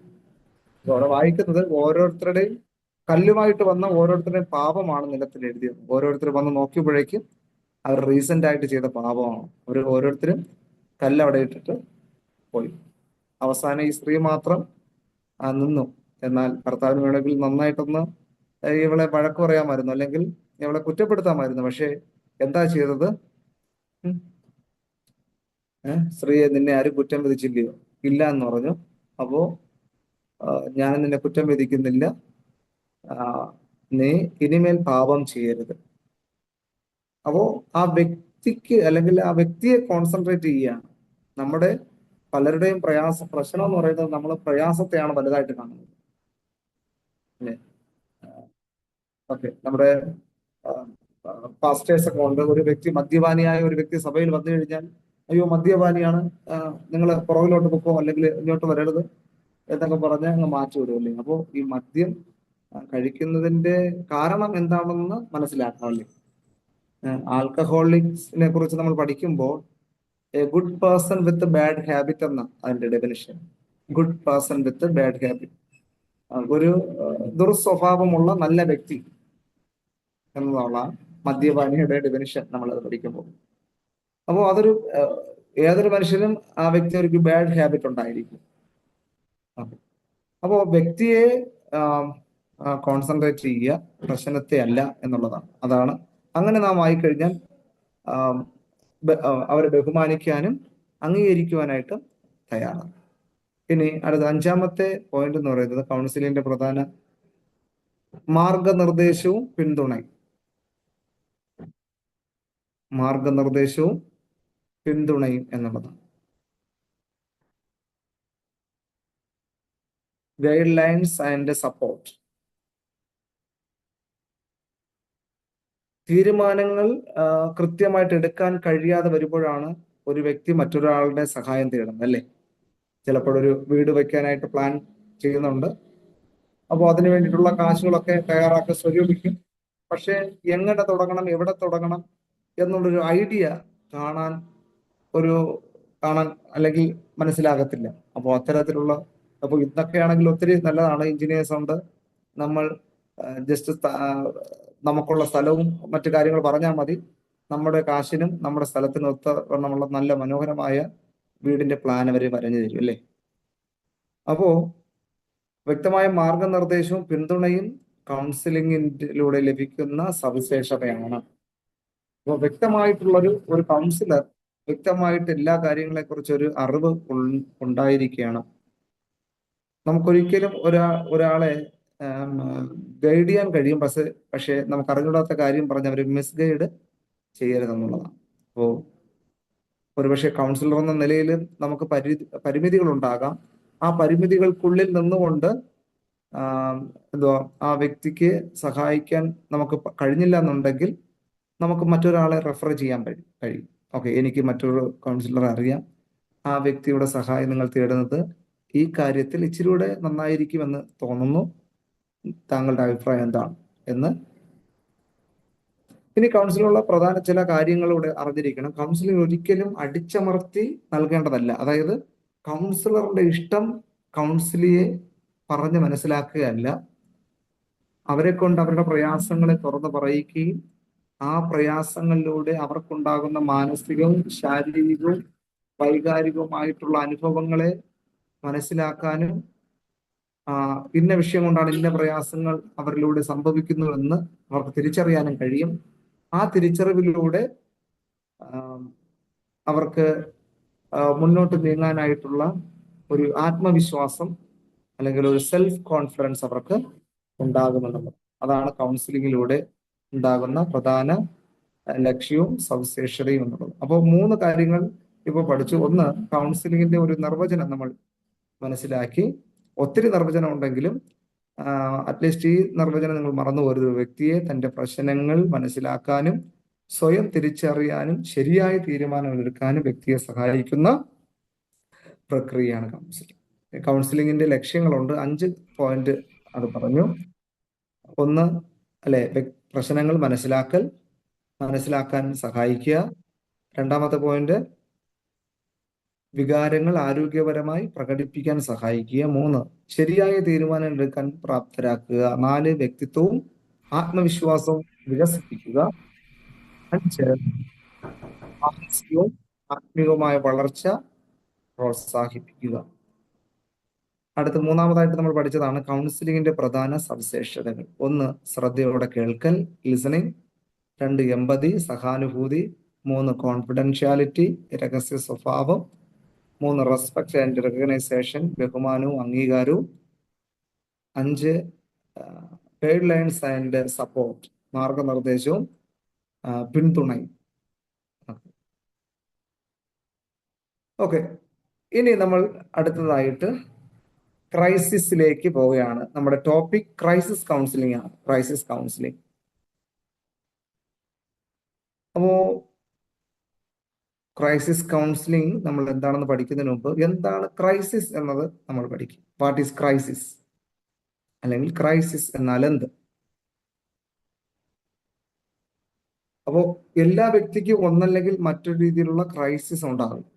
ഞാൻ പറഞ്ഞല്ലോ, ഫിനാൻഷ്യലി ഉണ്ടാകാം, ഫാമിലി ഇഷ്യൂസ് ഉണ്ടാകാം, ഹെൽത്ത് ഇഷ്യൂസ് ഉണ്ടാകാം, പിന്നെ ഇങ്ങനെ ഒത്തിരി ജീവിതഭാരം, കുഞ്ഞുങ്ങളെക്കുറിച്ചുള്ള ആവലാതികൾ, ജോലിയെ സംബന്ധിച്ചുള്ള ടെൻഷൻ, പിന്നെ സ്ട്രെസ്, ഇതൊക്കെ ജീവിതത്തിൽ ഒരു വ്യക്തിയെ ആശങ്കപ്പെടുത്തുന്ന വിഷയങ്ങളാണ്. അപ്പോൾ ക്രൈസിസ് എന്ന് പറയുന്നത് ഒരു വ്യക്തിയുടെ സാധാരണ ജീവിത രീതിയെ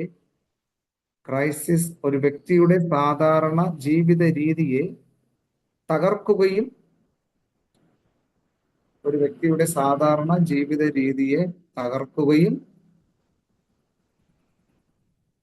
തനിക്കതിനെ നേരിടാൻ കഴിയുന്നില്ലെന്ന് തോന്നുകയും ചെയ്യുന്ന സാഹചര്യമാണ് ക്രൈസിസ്. ഒരു വ്യക്തിയുടെ സാധാരണ ജീവിത രീതിയെ തകർക്കുകയും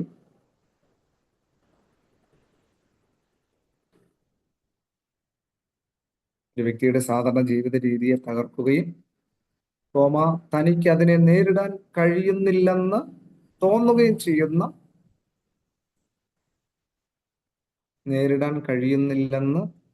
തോന്നുകയും ചെയ്യുന്ന സാഹചര്യത്തെയാണ് ക്രൈസിസ് എന്ന് പറയുന്നത്. അത് ഏത് കാര്യവും ആകാം. നമുക്കിപ്പോ സ്വയം മാനേജ് ചെയ്യാൻ, നിയന്ത്രിക്കാൻ കഴിയാത്ത ഏതൊരു അവസ്ഥയെയും അത് ഒരു വ്യക്തിയുടെ ക്രൈസിസ് ആണ്. അപ്പോ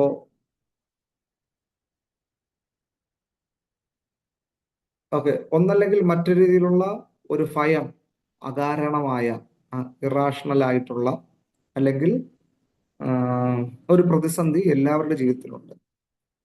ഫോർ എക്സാമ്പിൾ പറയുകയാണെങ്കിൽ ചിലരെ സംബന്ധിച്ചിടത്തോളം അവരുടെ പ്രിയപ്പെട്ടവരുടെ വേർപാട് അവർക്ക് താങ്ങാനാകാത്ത ഒരു പ്രതിസന്ധിയാണ്. അത് എത്ര വർഷമായാലും അവരെക്കുറിച്ചുള്ള ചിന്തകൾ, ഓർമ്മകൾ അവരെ അലയടിച്ചുകൊണ്ടിരിക്കും. മറ്റു ചിലരെ സംബന്ധിച്ചിടത്തോളം ആക്സിഡന്റൽ കേസസ്, അതായത് അപകടങ്ങൾ, പെട്ടെന്ന് നമ്മുടെ കണ്ണുമുന്നിൽ കണ്ട കാര്യങ്ങളോ അപകടങ്ങളോ നമ്മുടെ അവബോധ മനസ്സിൽ അത് ഒരു പ്രതിസന്ധിയായിട്ടിരിക്കും. മറ്റ് ചിലരെ സംബന്ധിച്ചിടത്തോളം ഗുരുതരമായ രോഗനിർണയം, പെട്ടെന്ന് ആരോഗ്യത്തോടിരിക്കുന്ന ഒരു വ്യക്തി എന്നാൽ ചെക്കപ്പ് ചെയ്യുമ്പോൾ ഇന്ന രോഗമുണ്ടെന്ന് അറിഞ്ഞു കഴിഞ്ഞാൽ പെട്ടെന്നുണ്ടാകുന്ന ഒരു ഷോക്ക്, അത് അവരുടെ ജീവിതത്തിൽ എന്നും ഒരു പ്രതിസന്ധിയായിട്ട് വരും. അപ്പോ മറ്റു ചിലരെ സംബന്ധിച്ചിടത്തോളം ഫാമിലി ഇഷ്യൂസ് ആയിരിക്കാം, ഡിവോഴ്സ് ഓർ ഒരു ഹെൽത്തി ആയിട്ടുള്ള കുടുംബജീവിതം നയിക്കാൻ കഴിയാത്ത ഒരവസ്ഥ അവരെ എപ്പോഴും പ്രതിസന്ധിയിലാഴ്ത്തിക്കൊണ്ടിരിക്കും.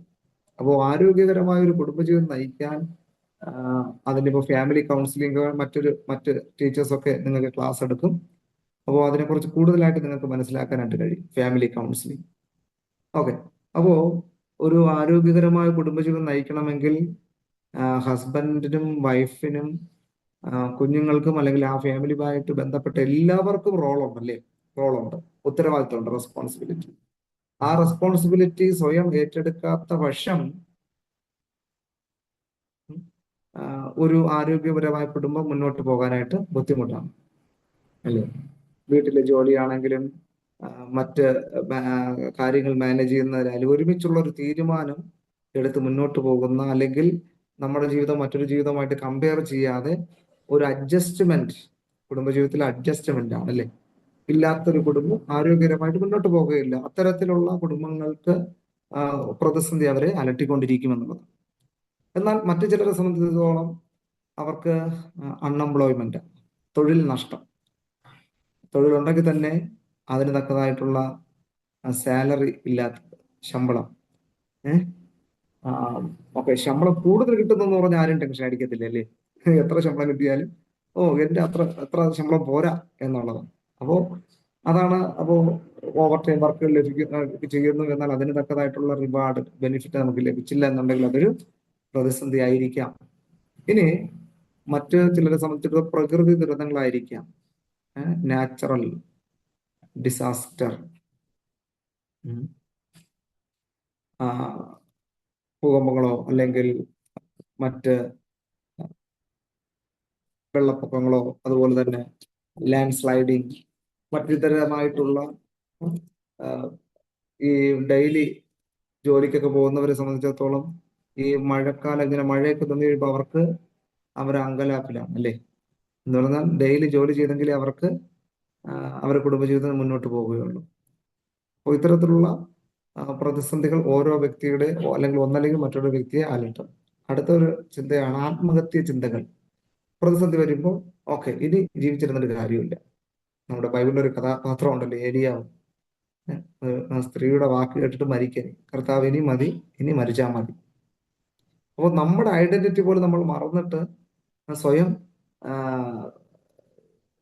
തകർക്കാനായിട്ട് അല്ലെങ്കിൽ സ്വയം നശിപ്പിക്കാനായിട്ട് നമ്മൾ ശ്രമിക്കും. അത് ഹൃദയത്തിൽ നിന്നാണോ ആ ചിന്ത വരുന്നതെന്ന് ചോദിച്ചു കഴിഞ്ഞാൽ ഇല്ല എന്നുള്ളതാണ്.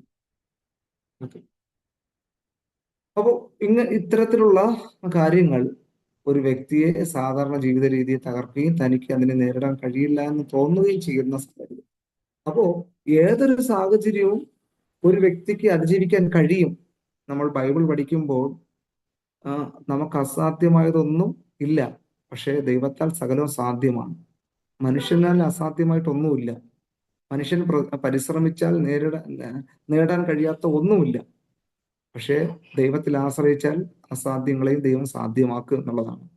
എന്ന് പറഞ്ഞാൽ ചില ബൈബിൾ ഉണ്ടെങ്കിൽ നിങ്ങൾക്ക് എടുക്കാം. 1 കൊരിന്ത്യർ 10-ാം അധ്യായം 13-ാമത്തെ വാക്യം. 1 Corinthians chapter 10 verse 13.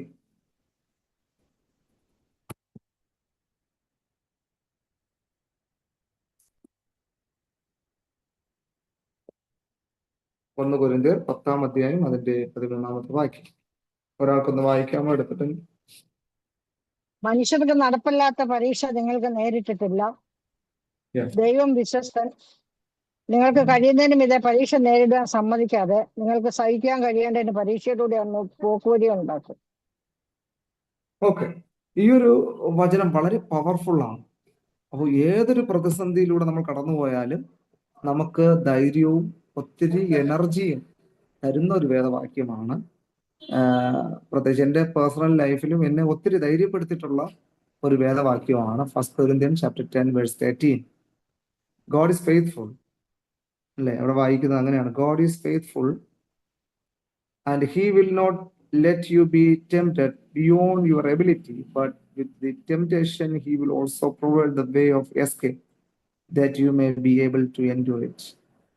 അപ്പോൾ പരീക്ഷ നമുക്ക് സഹിക്കാൻ കഴിയാത്ത ഒരു പരീക്ഷയും ദൈവം അനുവദിക്കുകയില്ല എന്നുള്ളതാണ്. അവിടെ വായിക്കുന്ന മനുഷ്യർക്ക് നടപ്പില്ലാത്ത പരീക്ഷ ദൈവം അനുവദിക്കുകയില്ല. അപ്പോൾ നമ്മളൊക്കെ കേട്ടിട്ടുണ്ടല്ലോ ചിലരൊക്കെ, ഓ ഞാനായതുകൊണ്ട് പിടിച്ചു നിന്നു, ഈ പ്രശ്നത്തിൽ ഞാനായതുകൊണ്ട് പിടിച്ചു നിന്നു, എന്നെ പോലെ വേറൊരാളാണെങ്കിൽ അല്ലെങ്കിൽ മറ്റൊരാളാണെങ്കിൽ അതിലൂടെ തകർന്നു പോകാൻ.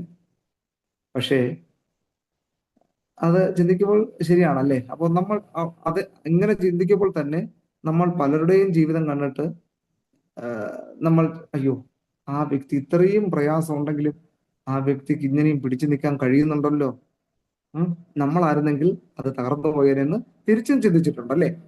അപ്പോ എന്ന് പറഞ്ഞാൽ ഇപ്പോ എന്നെ സംബന്ധിച്ചിടത്തോളം ഒരു 40-50 കിലോ എനിക്ക് ചുമന്നു കൊണ്ടുപോകാൻ പോകാൻ പറ്റും. പക്ഷെ ഒരു 100 കിലോ എന്റെ തലയിൽ പിടിച്ചു തന്നു കഴിഞ്ഞാൽ പാടാണ്, എനിക്ക് നടക്കാൻ പറ്റത്തില്ല. അപ്പൊ അതുപോലെ നമുക്ക് കഴിയാൻ പറ്റുന്ന ശോധന മാത്രമേ, പരീക്ഷ മാത്രമേ ദൈവം നമുക്ക് അനുവദിക്കുകയുള്ളൂ.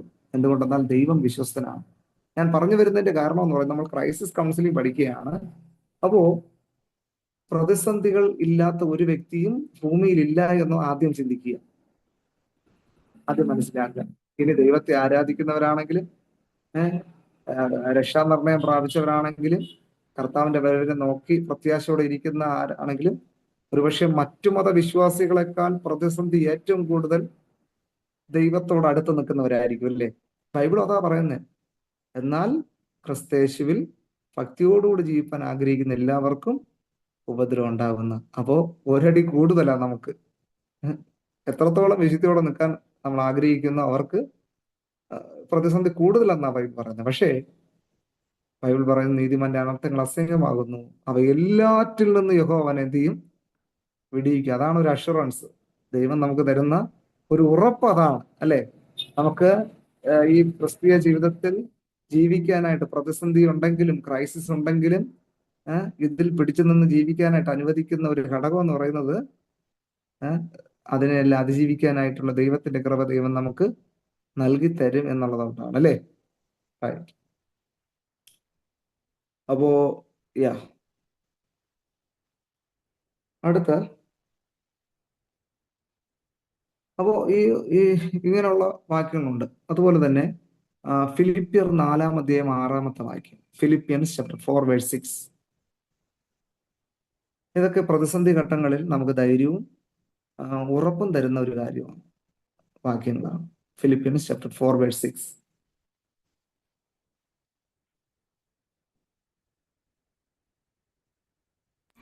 ഒന്നിനെക്കുറിച്ചും ആശങ്കപ്പെടരുത്, എന്നാൽ എല്ലാത്തിനും പ്രാർത്ഥനയാലും യാചനയാലും നന്ദിയോടെ ദൈവത്തിന്റെ നിന്റെ ആവശ്യങ്ങൾ അറിയിക്കുക അത്രേ ചെയ്യേണ്ടത്. അതെ, മേഡത്തിന്റെ കയ്യിലിരിക്കുന്ന ബൈബിൾ ഏത് വേർഷനാണ്? വേർഷൻ എനിക്കൊന്ന് വാക്കുകൾക്ക് ഇച്ചിരി വ്യത്യാസമുണ്ട്, പക്ഷെ അർത്ഥവത്തായ വാക്കുകളാണ്. വേർഷൻ എന്ന് പറയാമോ? ബൈബിളാണോ? Bible society. ബൈബിൾ സൊസൈറ്റിയുടെ അതിനെക്കുറിച്ചും വിചാരപ്പെടരുത്, എല്ലാത്തിലും പ്രാർത്ഥനയാലും അപേക്ഷയാലും നിങ്ങളുടെ ആവശ്യങ്ങൾ സ്തോത്രത്തോടുകൂടെ ദൈവത്തോട് അറിയിക്കുക അത്രേ വേണ്ടത്. ഓക്കെ. ഞാൻ ഉദ്ദേശിച്ചത് പബ്ലിഷ് ചെയ്തതല്ല, അതിന്റെ വേർഷൻ ഏതാണെന്നാണ് ഞാൻ ചോദിച്ചത്. പബ്ലിഷ് ചിലപ്പോൾ ബൈബിൾ സൊസൈറ്റി ആയിരിക്കും. ഓക്കെ ചേട്ടാ, റൈറ്റ്. ഓക്കെ, എനിവേ, അപ്പോ അവിടെ നാം വായിക്കുന്നു, ഒന്നിനെ കുറിച്ച് എന്ത് ചെയ്യരുത്, നമ്മൾ വിചാരപ്പെടുന്നു, ഫോർ നത്തിങ്.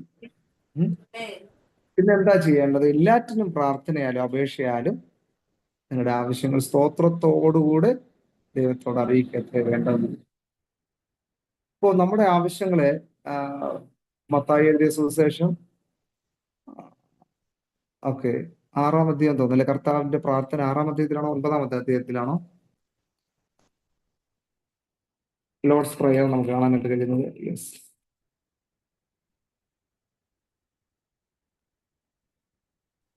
ആറാമത്തെ അധ്യായത്തില് നിങ്ങൾ ഈ വണ്ണം പ്രാർത്ഥിക്കുകയും സ്വർഗസ്ഥനായ അതല്ലേ? അതെ, എട്ടാമത്തെ വാക്യം വായിക്കും. Do not be like them, for your father knows what you need before you ask him. ഏതാ? അവരോട് മാത്യു തുല്യരാകരുത്, നിങ്ങൾക്ക് 6:8. ആവശ്യമുള്ളത് എന്താണെന്ന് നിങ്ങൾ യാചിക്കും മുമ്പേ നിങ്ങളുടെ പിതാവ് അറിയുന്നുവല്ലോ. അതെ അതെ, മാത്യു ചാപ്റ്റർ 6 വേഴ്സ് 8 ആണ്. അപ്പോ നിങ്ങൾ ജാതികളെ പോലെ, അതിന്റെ മുന്നിൽ വായിക്കും, നിങ്ങൾ ജാതികളെ പോലെ എന്ത് ചെയ്യരുത്, ജൽപ്പനം ചെയ്യരുതെന്ന്.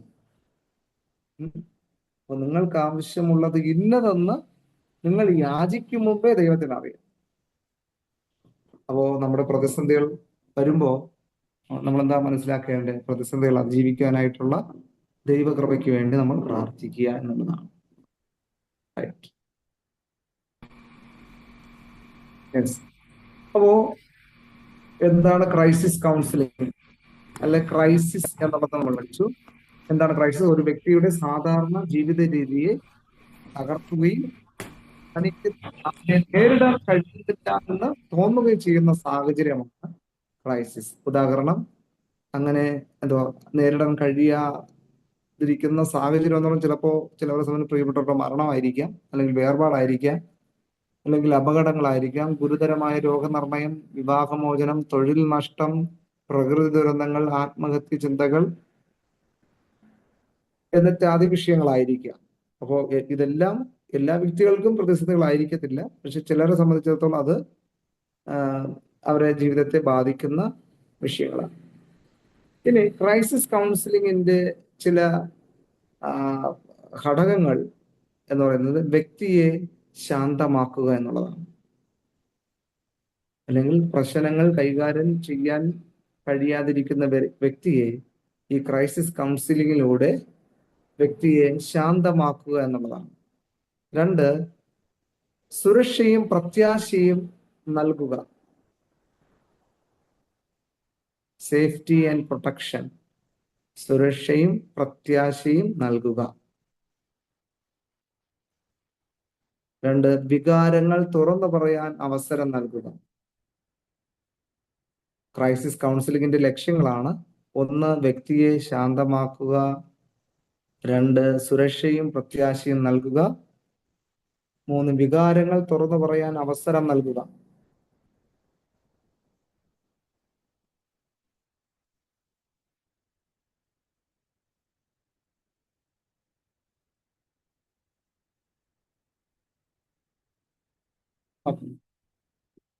വികാരങ്ങൾ തുറന്നു പറയാൻ അവസരം നൽകുക. 4, പ്രശ്നത്തെ നേരിടാനുള്ള മാർഗങ്ങൾ കണ്ടെത്താൻ സഹായിക്കുക. പ്രശ്നത്തെ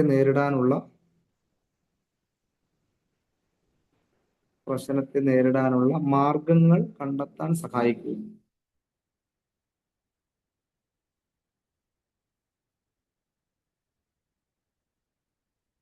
ക്രൈസിസ് കൗൺസിലിംഗിന്റെ 5ാമത്തെ ലക്ഷ്യം എന്ന് പറയുന്നത് സാധാരണ ജീവിതത്തിലേക്ക് വ്യക്തിയെ മടങ്ങാൻ സഹായിക്കുക.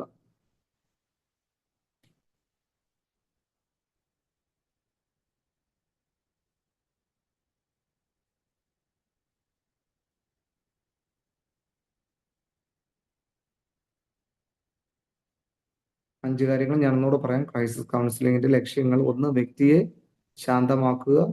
2, സുരക്ഷയും പ്രത്യാശയും നൽകുക. 3, വികാരങ്ങൾ തുറന്നു പറയാൻ അവസരം നൽകുക. 4, പ്രശ്നത്തെ നേരിടാനുള്ള മാർഗങ്ങൾ കണ്ടെത്താൻ സഹായിക്കുക. 5, സാധാരണ ജീവിതത്തിലേക്ക് മടങ്ങാൻ വ്യക്തിയെ സഹായിക്കുക എന്നുള്ളതാണ്. ഓക്കെ, എനിക്കൊന്ന് 4-5 കാര്യങ്ങൾ നമ്മൾ പഠിച്ചു. ഇതിലേതെങ്കിലും നിങ്ങൾക്ക് സംശയം ഉണ്ടെങ്കിലോ അല്ലെങ്കിൽ ഒന്നുകൂടെ അത് ആവർത്തിക്കണമെങ്കിലോ പറഞ്ഞു കഴിഞ്ഞാൽ ഞാൻ ഒന്നുകൂടെ അത് ആവർത്തിക്കാം. ഏത് ഭാഗമെന്ന് പറഞ്ഞാൽ മതി. നിങ്ങൾക്ക് ബോറടിക്കുന്നില്ലല്ലേ? 1 മണിക്കൂർ കഴിഞ്ഞു. ഓക്കെ, ഇതുവരെ പറഞ്ഞ കാര്യങ്ങൾ ഇച്ചിരി മനസ്സിലായോ? Okay, thank you. അപ്പൊ നമുക്ക് ഒരു ടോപ്പിക് കൂടെ, അല്ലെങ്കിൽ എന്താണ് ക്രൈസിസ് കൗൺസിലിംഗ് എന്നത് കൂടെ പഠിച്ചിട്ട് നമുക്ക് ഇന്നത്തെ ക്ലാസ് വൈൻഡ് അപ്പ് ചെയ്യും.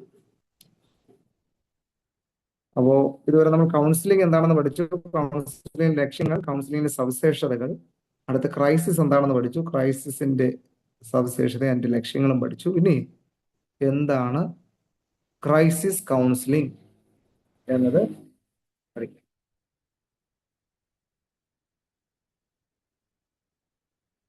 ഓക്കെ. ക്രൈസിസ് കൗൺസിലിംഗ് എന്നത് ഒരു വ്യക്തിയെ അപ്രതീക്ഷിതമായി ദുരന്തം, നഷ്ടം, ആഘാതം അല്ലെങ്കിൽ ഗുരുതരമായ ജീവിത പ്രതിസന്ധി നേരിടുമ്പോൾ ആ വ്യക്തിക്ക് ഉടനടി മാനസികവും വൈകാരികവും ആത്മീയവുമായ പിന്തുണ നൽകുന്ന ഒരു പ്രക്രിയയാണ് ക്രൈസിസ് കൗൺസിലിംഗ്. ഞാൻ ഒന്നുകൂടെ ഒന്ന് പറയാം. ഒരു വ്യക്തിക്ക് അപ്രതീക്ഷിതമായ ദുരന്തം, നഷ്ടം,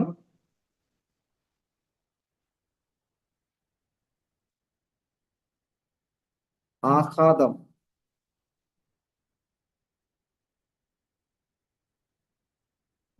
ഒരു വ്യക്തിക്ക് അപ്രതീക്ഷിതമായ ദുരന്തം, നഷ്ടം, ആഘാതം അല്ലെങ്കിൽ ഗുരുതരമായ ജീവിത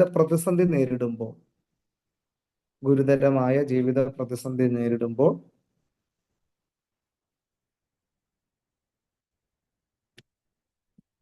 ആ വ്യക്തിക്ക്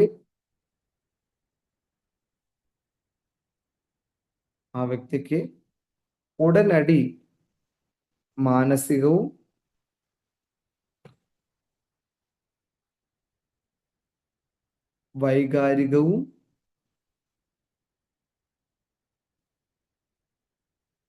മാനസികവും വൈകാരികവും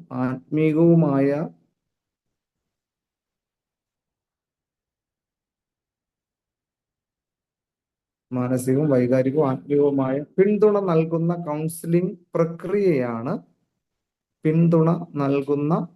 കൗൺസിലിംഗ് പ്രക്രിയയാണ് ക്രൈസിസ് കൗൺസിലിംഗ്.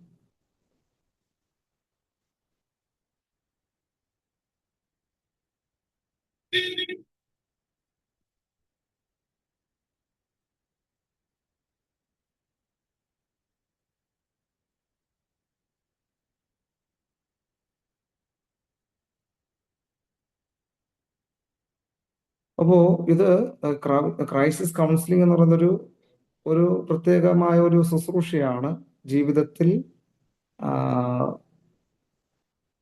അസാധാരണമായിട്ടുള്ള അല്ലെങ്കിൽ ഗുരുതരമായിട്ടുള്ള ജീവിത പ്രതിസന്ധി ഒരു വ്യക്തി നേരിടുമ്പോൾ ആ വ്യക്തിക്ക് ഉടനടി മാനസികവും വൈകാരികവും ആത്മീയവുമായ പിന്തുണ നൽകുന്ന കൗൺസിലിംഗ് പ്രക്രിയയാണ്.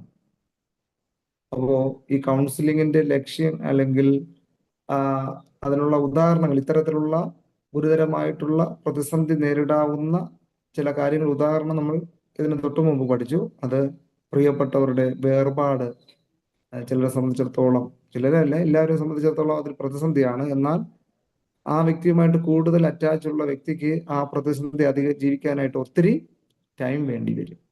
ഓക്കെ, അങ്ങനെയുള്ളവർക്ക് ഉടനടി സഹായം അവരോടൊപ്പം ഇരിക്കണം. ഓക്കെ, ഇനി നമ്മൾ തുടർന്നുള്ള ക്ലാസ്സുകളിൽ നമ്മൾ പഠിക്കും എങ്ങനെയാണ് ഈ വൈകാരികമായിട്ട് പ്രതിസന്ധിയിലായിരിക്കുന്ന ഒരു വ്യക്തിയെ കൗൺസിലിംഗ് ചെയ്യുന്നത്,